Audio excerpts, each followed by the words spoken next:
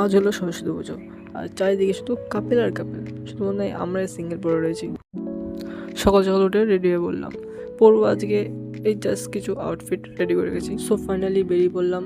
আর আর যাওয়ার পথে স্কুলটা হচ্ছে, কিন্তু স্কুলে আমার পড়তে ইচ্ছা করে একদমই।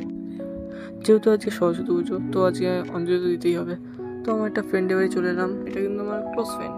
বেরিয়ে বললাম একটা ছোট্ট কাজে, আর সেই কাজটা হলো যে মিষ্টি আনতে হবে। হ্যাঁ, এটা কিন্তু আমার জন্য না, ঠাকুরের জন্য। এমনি টাইম নেই, তার মধ্যে কি মিষ্টি দোকানে ভিড়। অবশেষে মিষ্টিটা কেনা কমপ্লিট হলো। তারপর দেখি কোনো একটা অন্য দোকানে ঢুকে গেল, কি কাজ করবে। যেহেতু ঘুরতে যাবো, তো রাত্রে এসে পুজো দিলাম, মানে পুজো অঞ্জলি দিলাম। তো কমপ্লিট করে রেডি খাওয়া দাওয়া করে রেডি হয়ে অবশেষে বেরোতে পারলাম। কিন্তু সামনে দিকে কাপেল, সামনে কাপেল, পেছনে কাপেল, সাইডও কাপেল। और एक मेहमान हाजिर हो गया है। আমরা তিনজন মিলে চললাম একটা স্কুলে, জাস্ট ঘুরতে, দেখি কেমন কি প্যান্ডেল হয়েছে। আর হ্যাঁ, সামনে কিন্তু বহুত কাপেল দেখতে পারবা। আরে আরে আরে, শুধু কাপেল না, কাপেলের 14 গোষ্ঠী চলে এসছে।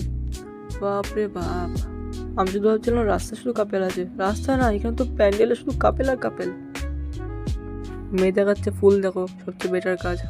আজকে বেরোয়নি, উচিত হয়নি। সামনে শুধু কাপেল, পেছনে কাপেল, শুধু কাপেল আর কাপেল। সামনে কিছু মেয়েও রয়েছে।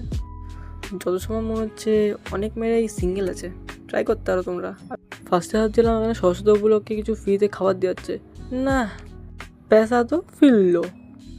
এখানে প্যান্ডেলটা খুব ভালোভাবে সাজিয়েছে, আর এখানে মানে ডেকোরেশন আইটেম হিসেবে খুব সুন্দর সুন্দর জিনিস ইউজ করা হয়েছে, দেখতে খুব সুন্দর। ফাইনালি দেখার পালা, ঠাকুরটা কেমন। মনে হচ্ছে তো ভালো হবে না, এত প্যান্ডেলে খরচা করা হচ্ছে যেহেতু। না, ঠাকুরটা তো হেভি।